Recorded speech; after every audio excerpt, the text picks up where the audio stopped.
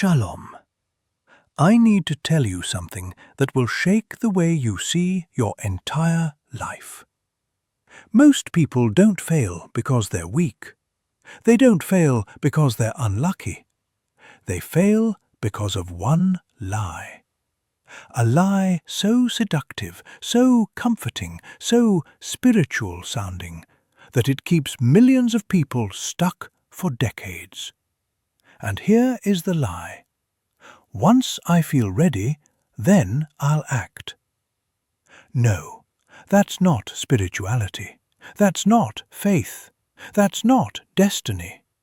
That is paralysis disguised as wisdom. Listen to me carefully. God doesn't reward intentions. God rewards movement. And the sooner you accept this, the sooner your entire reality will change. Most people live their lives waiting for the perfect moment, waiting for clarity, waiting for motivation, waiting for the fear to disappear, waiting for confidence, waiting for certainty. But you need to understand something that the Torah screams again and again. Nobody in Scripture ever received clarity before taking action. Clarity came after. Miracles came after. Breakthroughs came after. The sea splits after you step into the water. Never before. Let me show you. When God told Abraham, Lech lecha, go, leave everything you know, did Abraham get a detailed plan? Did God show him a map, a timeline, a guarantee? No. The Torah says, go, to the land that I will show you. Future tense, meaning you won't see it until you move. Abraham becomes the father of nations not because he understood, but because he moved. Look at Joshua. The waters of the Jordan River didn't split when Joshua prayed. They didn't split when he envisioned it. They didn't split when he meditated on the outcome. The Jordan split only when the priest's feet touched the water. Not before. Not 1 second earlier. Movement creates miracles. Look at King David. He didn't wait until he felt ready to fight Goliath. If he had waited for confidence, for approval, for validation, for training, for a sign, there would be no King David. He stepped forward anyway. He moved toward the giant while everyone else waited for a feeling that never came. This is the law. This is the pattern. This is the truth that has been in front of us for thousands of years. Breakthroughs belong to the ones who move before they feel ready. But let me tell you why this lie is so powerful. Because waiting feels safe. Waiting feels spiritual. Waiting feels intelligent. Waiting feels responsible. You can tell yourself you're thinking about it, you're not sure yet, you're waiting for the right timing, and nobody will challenge you. But here's the reality. Waiting is just fear wearing a mask. Fear of failing. Fear of looking foolish. Fear of choosing wrong. Fear of stepping into the unknown. I know this because I lived it. When I was broke, lost, confused, I kept saying, I'll do it when I understand more, when I feel more confident, when I feel inspired. And nothing happened. Years of nothing. Because God does not bless thinking.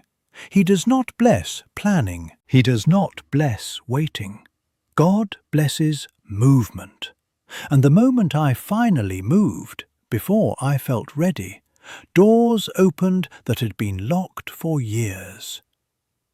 This is why most people pray and nothing changes. They pray for a sign, for certainty, for motivation. But God is not interested in giving you a feeling. He's waiting for you to take a step. People say, "Rabbi, I'm waiting for God." No, God is waiting for you. Just like he told Moses, "Why are you crying out to me? Move forward." The lie that keeps you powerless is that you need to feel ready before you act. But readiness is not a feeling. Readiness is a decision. And the second you make that decision, your entire spiritual reality shifts. So let me ask you a question that will reveal everything about your life. Where are you waiting for a feeling that will never come? Because the ones who wait stay stuck, and the ones who move split seas. And this is where most people misunderstand how the universe works. They think God responds first, and then they will move. They believe that if heaven wants them to take action, they will feel something, an inner push, a burst of confidence, a moment of certainty, a divine sign. But that is not how spiritual reality functions. That's not how miracles are built. That's not how abundance flows. There is a law older than any civilization, older than Abraham, older than Sinai, a law embedded into the very structure of creation. Light only enters a vessel that is already moving, not a vessel that is thinking, not a vessel that is praying, not a vessel that is planning, a vessel that is moving. Movement is the activation. Movement is the invitation. Movement is the spiritual switch that turns on divine flow. When I tell people this, they always say, "Rabbi, that sounds amazing, but where does it say that?" And I always take them to the same moment, because it is the clearest expression of this law in all of Scripture. The Red Sea, Exodus. The moment that shaped the destiny of an entire nation, and, if you understand it, your destiny too. The people are trapped, the sea in front of them, Pharaoh's army behind them. Chaos, fear, paralysis. Moses does what any righteous person would do. He prays, he cries out, he begs. And God's response is so shocking that most people miss the depth of it. "Why are you crying out to me? Tell the Israelites to move forward." Think about that. The sea is still there. The miracle has not yet begun. The danger is real. The people have no clarity, no certainty, no logic for what will happen next. And God says, move. Not wait, not watch, not pray until I do something. Move. Because the sea was never going to split first. The miracle was never designed to happen before the step. Why? Because divine assistance is not a replacement for human action. It's a response to human action. The Midrash says that the moment the sea split was not when Moses raised his staff, not when he prayed, not when he commanded. It was when Nachshon ben Aminadav walked into the water until it reached his nose. When he stepped, the miracle activated. When he moved, the sea opened. He did not wait for certainty. He did not wait for safety. He did not wait to understand. He moved, and the universe moved with him. This is the spiritual law of forward motion. The light cannot enter a vessel that is standing still. Divine energy cannot fill what has not been created. Miracles cannot flow into a life that is not in motion. You see this everywhere. The widow in the Book of Kings had only a tiny flask of oil, yet the oil only multiplied as she poured, not before, not while she stared at it, only in the act. Elisha tells the generals to dig ditches in the desert before any sign of rain, because the water only comes after the vessel exists. Jacob rolls the stone off the well, even though he shouldn't have had the strength. Only then does the blessing begin to unfold. Movement first, light second. I learned this the hard way. When I was broke, I kept waiting for God to send me a sign. I told myself I needed to understand the plan first. I needed more knowledge, more confidence, a clearer path. And nothing changed. Because heaven wasn't waiting to speak. Heaven was waiting for me to move. The day I took the first uncomfortable step, before I felt ready, everything shifted. Opportunities appeared that had been invisible. People came into my life who had never noticed me. Doors opened that I didn't even know existed. Not because I suddenly became worthy, but because I finally created a vessel for the blessing to flow into. This is why so many people pray and see no results. Their vessel isn't active. Their feet aren't in the water. Their hands aren't pouring the oil. Their shovel isn't in the dirt.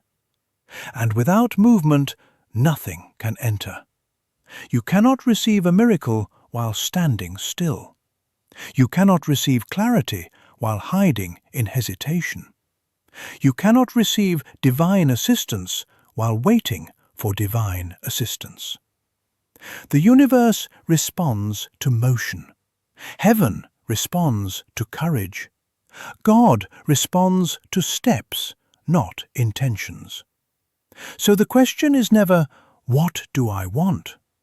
The real question, the one that determines your destiny, is, what am I willing to move toward before I see any evidence? Because the moment you move, the sea begins to shift. The moment you move, the invisible starts reorganizing around your decision. The moment you move, divine energy starts rushing in to meet you. Not before, not someday, not when you finally feel ready, but the moment your foot touches the water. Most people think discomfort is a sign to stop. They feel fear, hesitation, tightness in the chest, that inner shaking, and they assume it means something is wrong. They assume it means the timing is off, the idea is bad, the risk is too high, the path is too uncertain. But discomfort is not a warning. Discomfort is alignment. Discomfort is the exact sensation you feel when your consciousness begins to expand beyond its limits. It's the spiritual signal that you are moving in the right direction. People tell me all the time, "Rabbi, I'll take action once I feel calm, once I feel confident, once the fear goes away." They don't understand that confidence is not the beginning of action, it's the result of action. The calm you're waiting for only appears after you step forward. The certainty you think you need only arrives once you've already committed. Before the breakthrough, the discomfort is the confirmation. Ego hates discomfort because ego is obsessed with safety. Ego wants predictability, control, familiarity. Ego is the voice that says, "Don't do it, you might fail. Don't try, you might look foolish. Don't move, it's too risky." Ego's job is not growth. Ego's job is survival. But the soul's job is expansion. And expansion always feels uncomfortable at first. Always. This is why you can know exactly what to do and still not do it. You can have the plan, the information, the strategy, and still stay frozen. Not because you lack intelligence, but because your consciousness is still operating from fear. Fear-based consciousness blocks abundance. It blocks opportunity. It blocks divine flow. When your inner world says, "I must stay safe," your outer world reflects that by giving you nothing new. No momentum, no breakthrough, no expansion. Action-based consciousness is different. It's not the absence of fear. It's the ability to move while fear is still present. It's the ability to say, "I don't feel ready, but I'm stepping anyway." When your consciousness shifts from fear to movement, even before the external conditions change, the universe starts reorganizing in your favor. Doors open that were invisible. People show up that you couldn't have planned for. Solutions appear that your mind could never have engineered. I remember when I was broke, sitting at my small kitchen table with past-due bills stacked like a wall in front of me. I kept telling myself I was waiting for clarity, waiting for the right business idea, waiting for God to show me the path. But deep down, I wasn't waiting for God. I was waiting for comfort. I was waiting to feel ready before I acted. Days became weeks. Weeks became months. And nothing changed. Nothing moved because I wasn't moving. One night, out of pure frustration, I realized the truth. If I kept waiting to feel comfortable, I would be waiting for the rest of my life. I knew what I had to do. I just didn't want to feel the discomfort that came with doing it. So I forced myself to act anyway. I made a phone call I was terrified to make. I pitched an idea I wasn't sure would work. I stepped into a world where I had no certainty. I felt sick to my stomach doing it. But that single uncomfortable step triggered a chain of events that changed everything.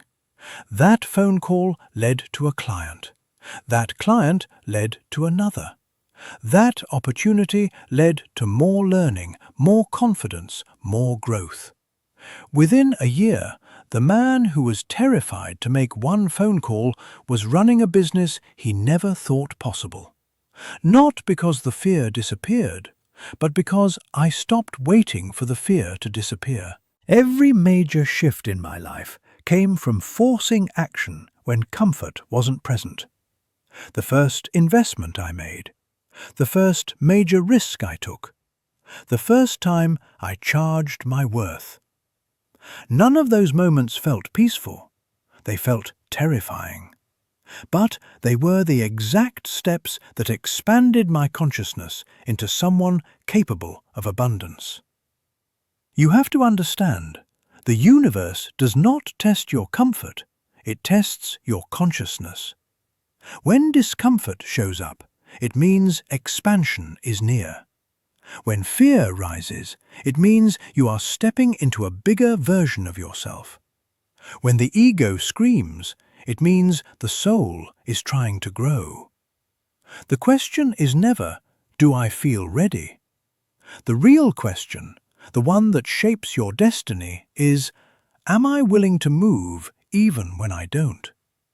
Because the people who wait for comfort stay exactly where they are. But the people who move through discomfort become unrecognizable. And their lives become unrecognizable too. People think they need a master plan before they move. They think they need to see 5 years ahead, know every detail, calculate every risk, map every possibility. They sit in paralysis because the path isn't fully visible. But in Kabbalah, we are taught something radically different. You never need the whole plan.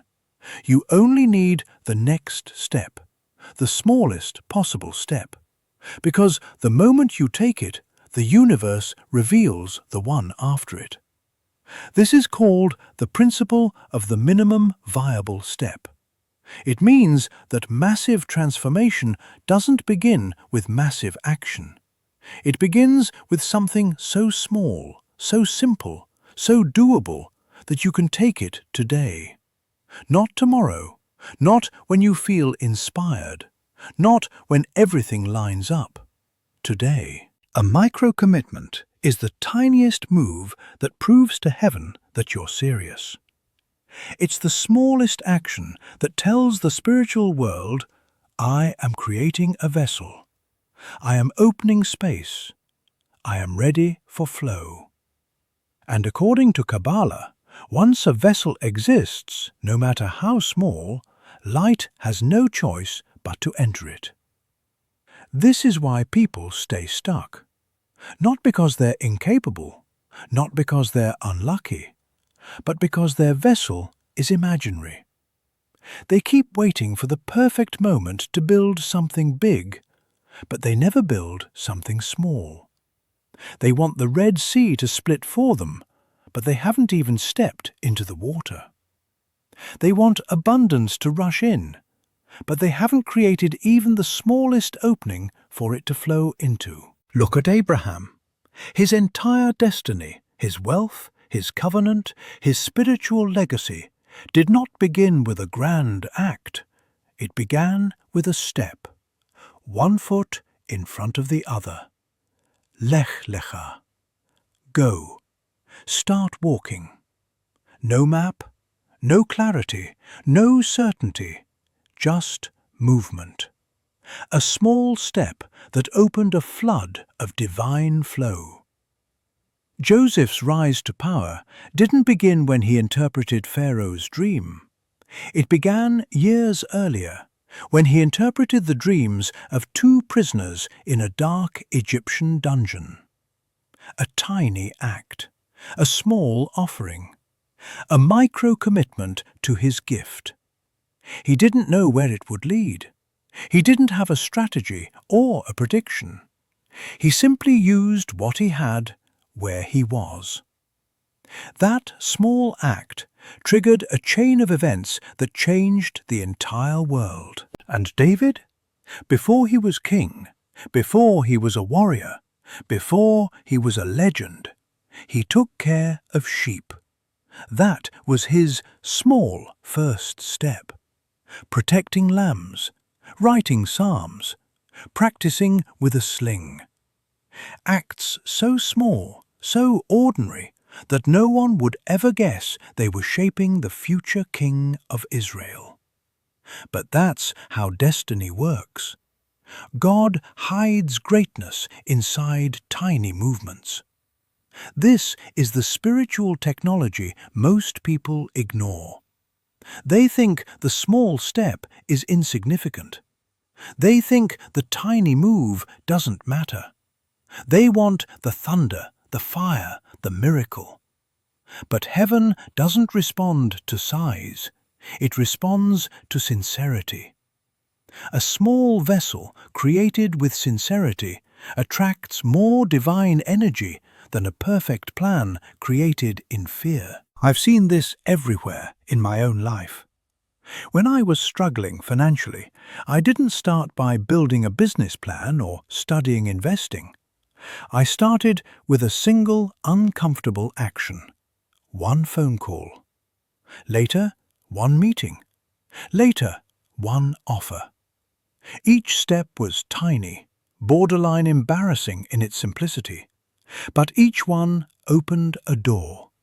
Each one created a vessel. Each one attracted light.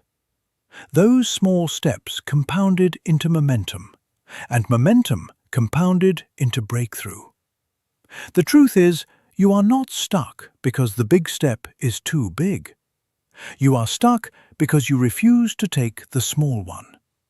People overestimate what a massive leap will do for them, and underestimate what a consistent trickle of micro-movements will create. The first email, the first conversation, the first page, the first dollar saved, the first walk, the first prayer said with intention. These are the seeds that grow into forests. In Kabbalistic language, the Creator never asks you to finish the vessel. He only asks you to begin it. Because the moment you begin, divine assistance begins as well. So the real question is not, what's my 5-year plan? It's this. What is the smallest step I can take today that proves I'm moving? Because once you take that step, the universe responds in ways that are anything but small. Momentum is the real miracle maker. Not passion, not inspiration, not once-in-a-while bursts of motivation. Anyone can act once. Anyone can take a courageous step when the stars align. But true transformation, the kind that rewrites a destiny, comes from something much quieter, much less glamorous, much more difficult. Relentless movement. The daily showing up. The commitment when nobody is watching. The step you take even when you're tired, uninspired, doubtful, or uncomfortable. People always ask me, Rabbi, what triggers miracles the fastest? They expect me to say a special prayer, a specific meditation, a hidden Kabbalistic name. But the truth is simpler and far more powerful. Consistency. Not perfection, not brilliance, not intensity. Consistency. The universe does not reward occasional effort. It rewards daily effort, even small daily effort, even imperfect daily effort. Intensity creates moments. Consistency creates realities. Most people live their lives in emotional spikes. Excited one week, discouraged the next. Committed on Monday, exhausted by Thursday.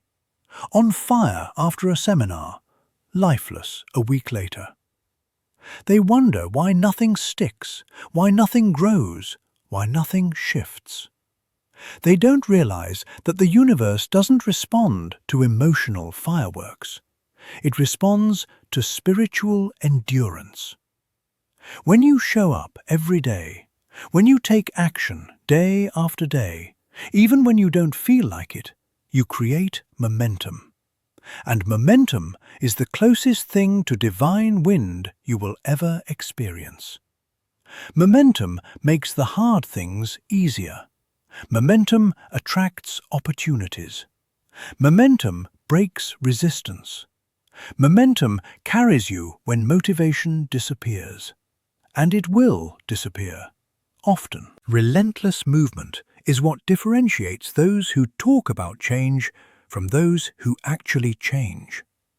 It is what took me from barely surviving to building wealth I once believed was impossible.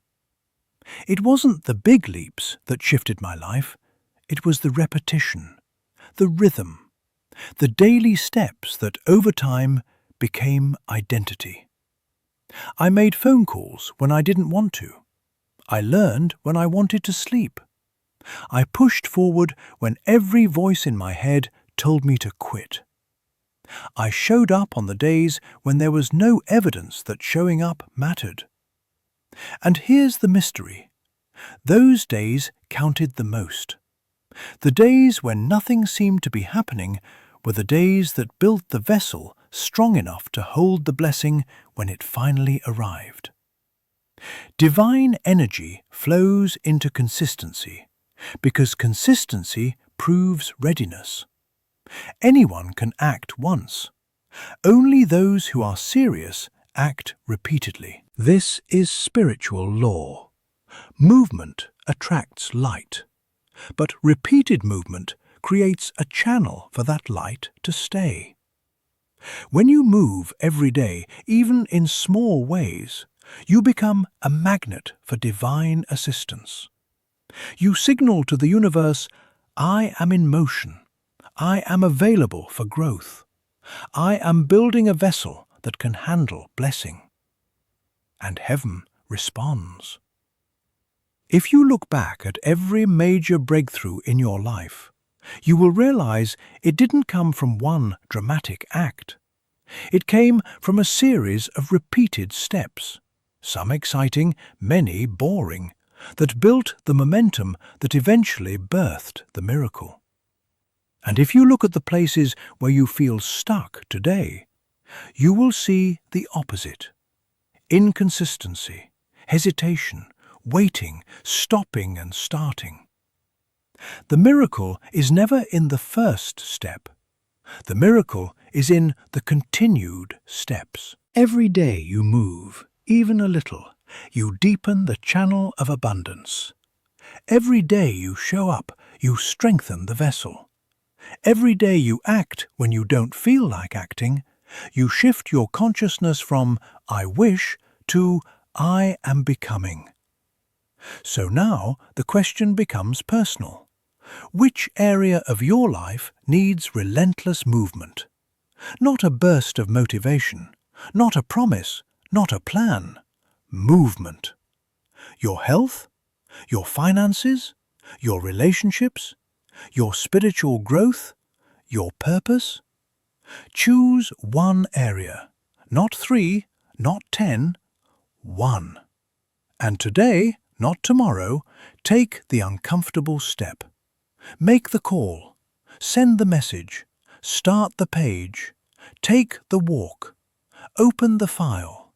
Begin the practice. Don't wait to feel ready. Don't wait for courage. Don't wait for clarity. Move because you decided to move.